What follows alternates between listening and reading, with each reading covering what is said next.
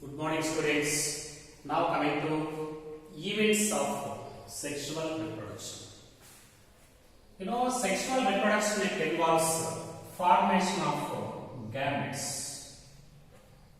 Okay, formation of gametes, male and female gametes. Now this male and female gametes they are followed by fertilization. Both male and female gametes are fused. Okay, such a fusion of male and female gametes in sexual reproduction, this is called fertilization. Fertilization results the formation of zygote. This is a diploid zygote. Now this zygote it is followed by mitosis leading to the formation of embryo. This is called embryogenesis. In this way, in sexual reproduction, many events they are involved in a sequence. Many events are involved in a sequence in sexual reproduction. What are the events of sexual reproduction? One, formation of gametes and fusion of gametes, fertilization, formation of zygote, formation of embryo, that is embryogenesis. In this way, many events they are arranged in a sequence. For our convenience, all these events in sexual reproduction can be divided into three types, three categories. One is called pre-fertilization events. Pre-fertilization events. Okay, pre-fertilization events. Second one, fertilization events. Fertilization events. And third one, post-fertilization events. Post-fertilization events. In this way, total events in sexual reproduction are divided into three categories. One is called pre-fertilization events. Two, fertilization events. Three, post-fertilization events. First coming to pre-fertilization events. Okay, what are the pre-fertilization events? Pre-fertilization events means all the events of sexual reproduction that takes place before fertilization. All the events of sexual reproduction prior to the fertilization. Prior to fertilization means before fertilization. All the events of sexual reproduction before fertilization, they are called pre-fertilization events. Similarly, the events that takes place during fertilization are called fertilization events. After fertilization, sexual reproduction is also shows some events. Such events after fertilization, they are called post-fertilization events. So, in sexual reproduction, there are some events before fertilization. They are called pre-fertilization events. And at the same time, some of them present after fertilization. They are called post-fertilization events. In this way, total events in sexual reproduction can be divided into three categories. Pre-fertilization events, fertilization events, post-fertilization events. Now coming to the pre-fertilization events, actually these pre-fertilization events it includes two events. One is gametogenesis. Okay, gametogenesis. This is one. And second one, gametes transfer. Gametes transfer. Okay, there are two events in before fertilization and pre-fertilization events. They include two events. One is gametogenesis, second one is gametes transfer. First coming to gametogenesis. So the process of formation of gametes, very important. The process of formation of gametes from their mother cells. This is called gametogenesis. Gametogenesis. Okay? Gametogenesis. The process of formation of gametes. The process of formation of male and female gametes. That is called gametogenesis. Always these gametes are haploid. So these gametes are always haploid. Haploid means they are represented by only one set of chromosomes. Such formation of gametes in sexual reproduction is called gametogenesis, and this is one of the events in sexual reproduction before fertilization. So that gametogenesis and the gametes transfer both are constituted pre-fertilization events. Actually, in some members, in case of fungi, okay, and in case of algal members, especially in some algal members, these male and female gametes are so similar, very important, so similar. It is very difficult to define this is the male gamete and this is the female gamete. It is very difficult to separate these gametes because male and female gametes are exactly, they are similar, they are in similar size, structurally similar, functionally similar, and physiologically similar. So these type of gametes which are structurally, functionally, physiologically similar, the gametes in which it is the gametes which are not separated into male and female easily, the gametes which cannot be separated into male and female easily, the gametes which do not show any variation between them, such type of gametes are called homogametes. These are called homogametes, and these gametes are also called isogametes. Isogametes. Best example for these isogametes, cladophora. This is one of the alga. This is one of the alga. Cladophora. Such gametes are called homogametes and isogametes. Homo means similar, or iso means similar. Here, male and female gametes are exactly similar. They are structurally, functionally, and also physiologically similar. They cannot be separated into male and female gametes. There is no any variation between these male and female gametes. Such gametes are called homogametes or isogametes. Exactly, male and female gametes are similar. Best examples, cladophora. These are the best examples. Like that, for example, this is a male gamete. Okay. Similarly, this is also female gametes. These gametes are exactly similar. There is no variation between them. Structurally similar, functionally similar, physiologically also similar. It is very difficult to determine which one is male and which one is female. Such gametes are called homogametes or isogametes. Usually they are present in some algal members like cladophora.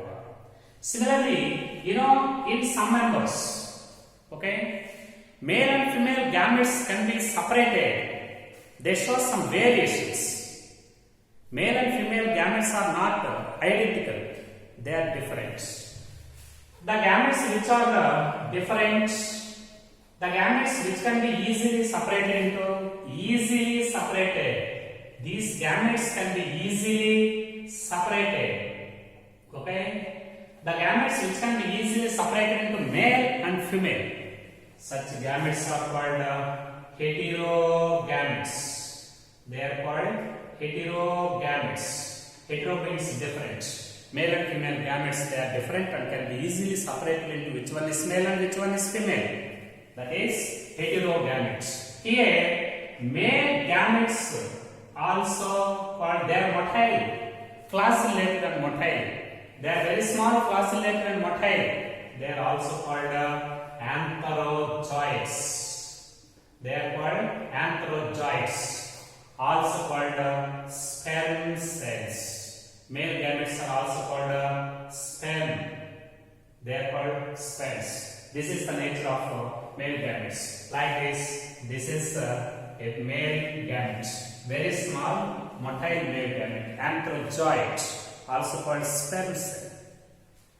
Similarly, in these plants, the female gamete is called egg. Female gamete is called egg. This egg, it is large, stationary. Stationary means non-motile. Non-motile large female gamete is called egg.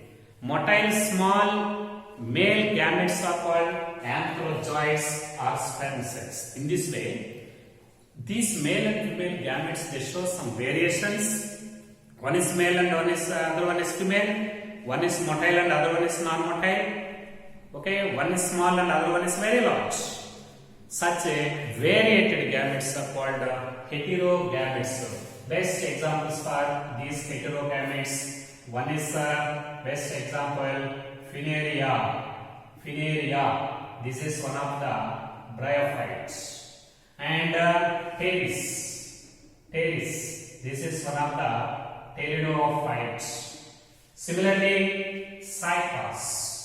This Cycas is one of the gymnosperm. So, Funaria, Pteris and Cycas, they show different male and female different gametes, and these male and female gametes can be easily separated. Which one is male and which one is female? They are not identical, they are unidentical.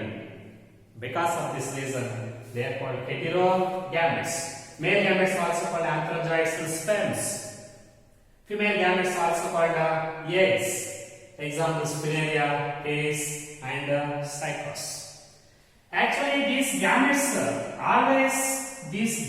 are haploid. Gametes are haploid. One set of chromosomes present in these gametes.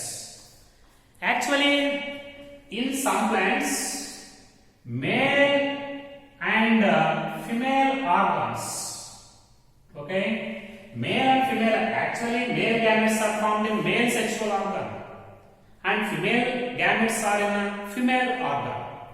But sometimes male and female organs may be present on the same plant. They are present on the same plant. Male sexual organs are also present on the plant. Female sexual organs are also present on the same plant. In some members, male and female sexual organs are present on the same plant. Because of this reason, single plant can maintain sexual reproduction. In this situation, only one parent with the opposite sexes participated in sexual reproduction. When the male and female sexual organs are present on the same plant, such a condition, this is called monoecious condition.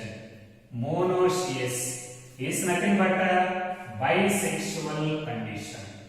This is a type of bisexual condition. Very important. Bisexual condition. Why these plants are called bisexual? Male and female reproductive organs are born on the same plant. Subsequently, they produce male and female gametes from male and female sexual organs respectively on the same plant.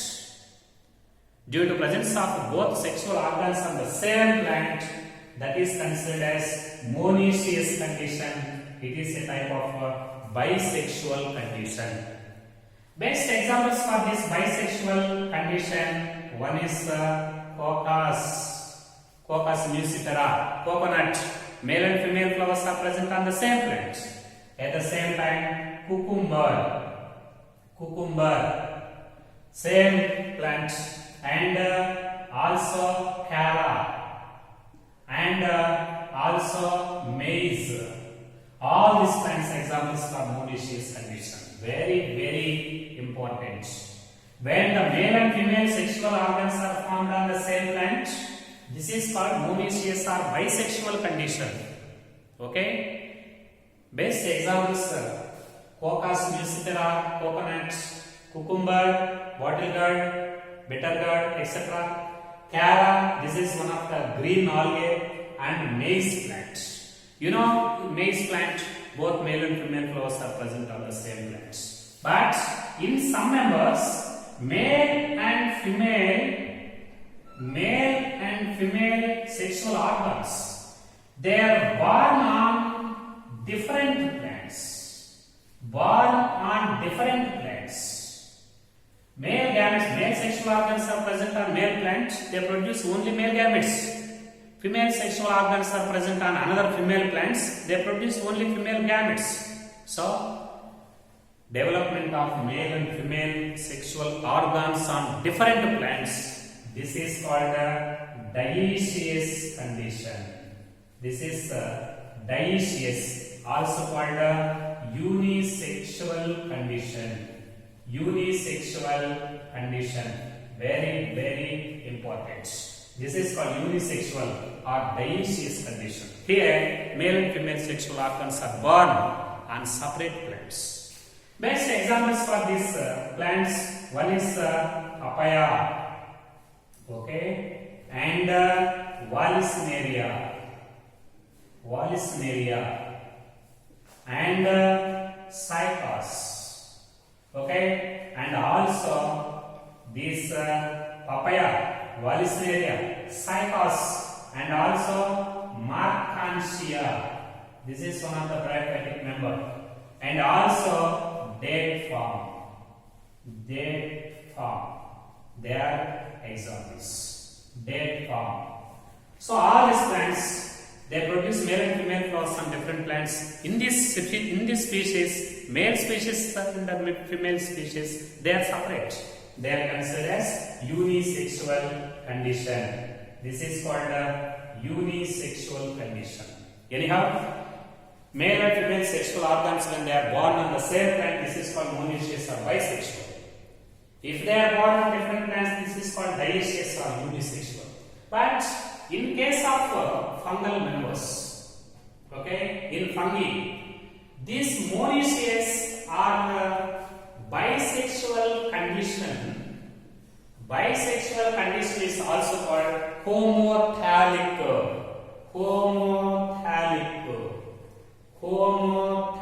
Very, very important. Instead of actually bisexual and unisexual words, they are used with respect to angiosperms and hydroids. But in case of fungal members, this bisexual condition is also named as homothallic, and unisexual condition, this is named as heterothallic. So, to explain bisexual condition,